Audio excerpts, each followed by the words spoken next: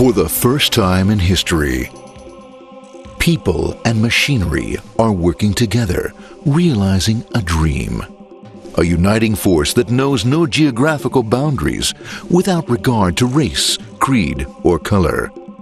A new era where communication truly brings people together. This is the dawn of the net. Want to know how it works? Click here to begin your journey into the net. Now, exactly what happened when you clicked on that link? You started a flow of information. This information travels down into your own personal mailroom, where Mr. IP packages it, labels it, and sends it on its way. Each packet is limited in its size. The mailroom must decide how to divide the information and how to package it. Now, the package needs a label containing important information, such as sender's address, receiver's address, and the type of packet it is.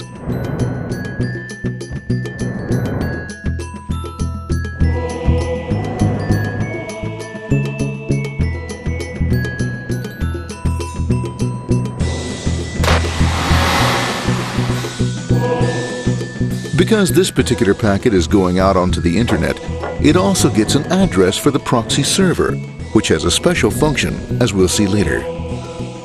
The packet is now launched onto your local area network, or LAN. This network is used to connect all the local computers, routers, printers, etc. for information exchange within the physical walls of the building. The LAN is a pretty uncontrolled place, and unfortunately, accidents can happen.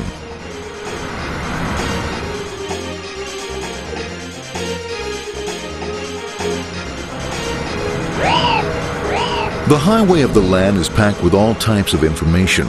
These are IP packets, Novell packets, Apple Talk packets. They're going against traffic, as usual. The local router reads the address and, if necessary, lifts the packet onto another network. The router, a symbol of control in a seemingly disorganized world. Whoops, sorry about that. Let's go with this one here, this one here. This one's here, this one goes here. I don't like this one. Let's go with this one. Let's go here. A little bit left. Let's go with this one here. Another channel here. Let's put that one here. Another one there. Let's put that one here. There he is, systematic, uncaring, methodical, conservative, and sometimes not quite up to speed.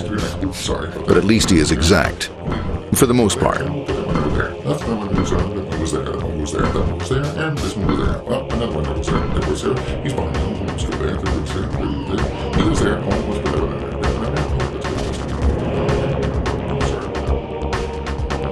there. As the packets leave the router, they make their way into the corporate intranet and head for the router switch. A bit more efficient than the router switch plays fast and loose with IP packets, deftly routing them along their way. A digital pinball wizard, if you will. Here we go. Here comes another one. And it's another. Watch this, Mom. Here goes. Whoop, we're on the back. Hey, in there. Over the left, over the right, over the left, over the right. You got it. Here it comes. Right on. He shoots. He scores. It's going. Hey, wait. Here, watch out. Here comes another one. Oh, here we go. And it's gone. It's gone. As packets arrive at their destination, they're picked up by the network interface, ready to be sent to the next level. In this case, the proxy. The proxy is used by many companies as sort of a middleman in order to lessen the load on their internet connection, and for security reasons as well. As you can see, the packets are all of various sizes, depending upon their content.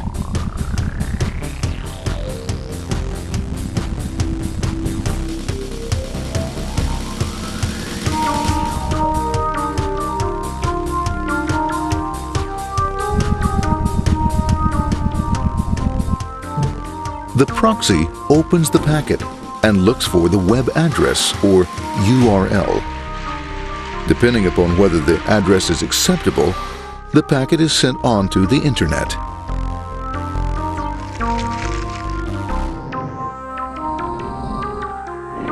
There are, however, some addresses which do not meet with the approval of the proxy, that is to say, corporate or management guidelines.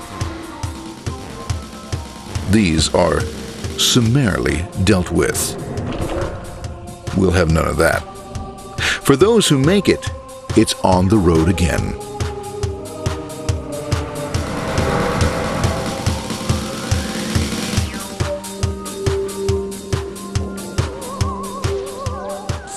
Next up, the firewall.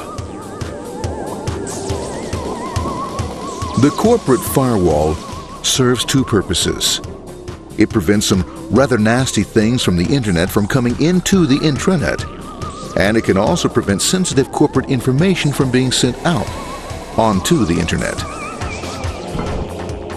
Once through the firewall, a router picks up the packet and places it onto a much narrower road, or bandwidth, as we say. Obviously, the road is not broad enough to take them all. Now you might wonder what happens to all those packets which don't make it along the way. Well, when Mr. IP doesn't receive an acknowledgement that a packet has been received in due time, he simply sends a replacement packet.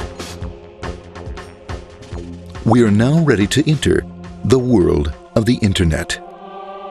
A spider web of interconnected networks which span our entire globe. Here, routers and switches establish links between networks. Now, the net is an entirely different environment than you'll find within the protected walls of your LAN. Out here, it's the Wild West. Plenty of space, plenty of opportunities, plenty of things to explore and places to go. Thanks to very little control and regulation, new ideas find fertile soil to push the envelope of their possibilities. But because of this freedom, certain dangers also lurk. You'll never know when you'll meet the dreaded ping of death. A special version of a normal request ping, which some idiot thought up to mess up unsuspecting hosts. The paths our packets take may be via satellite, telephone lines, wireless, or even transoceanic cable. They don't always take the fastest or shortest routes possible, but they will get there. Eventually. Maybe that's why it's sometimes called the worldwide wait. But when everything is working smoothly, you can circumvent the globe 5 times over at the drop of a hat. Literally. And all for the cost of a local call or less. Near the end of our destination, we'll find another firewall. Depending upon your perspective as a data packet, the firewall could be a bastion of security or a dreaded adversary. It all depends on which side you're on and what your intentions are. The firewall is designed to let in only those packets that meet its criteria. This firewall is operating on ports 80 and 25. All attempts to enter through other ports are closed for business.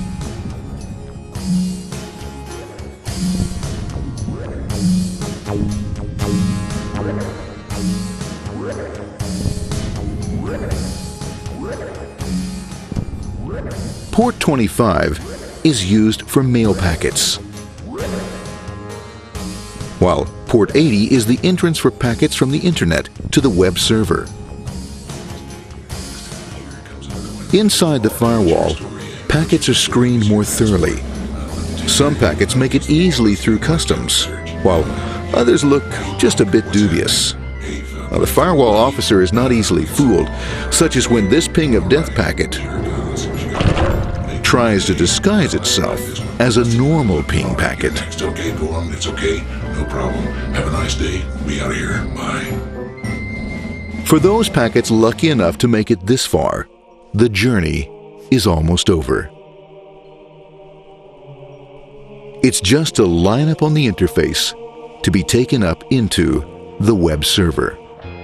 Nowadays, a web server can run on many things, from a mainframe to a webcam to the computer on your desk, or why not your refrigerator? With a proper setup, you can find out if you have the makings for chicken cacciatore or if you have to go shopping. Remember, this is the dawn of the net. Almost anything's possible. One by one, the packets are received, opened, and unpacked. The information they contain, that is, your request for information, is sent on to the web server application.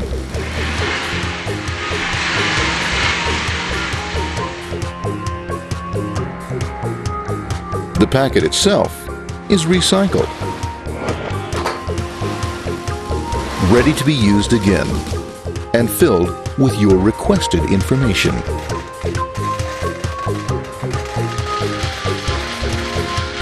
Addressed and sent out on its way back to you. Back past the firewall, routers, and on through to the internet. Back through your corporate firewall.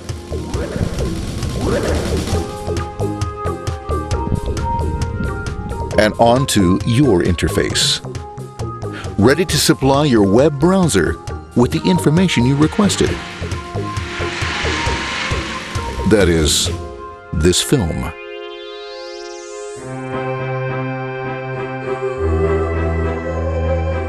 Pleased with their efforts and trusting in a better world, our trusty data packets ride off blissfully into the sunset of another day, knowing fully they have served their masters well. Now, isn't that a happy ending?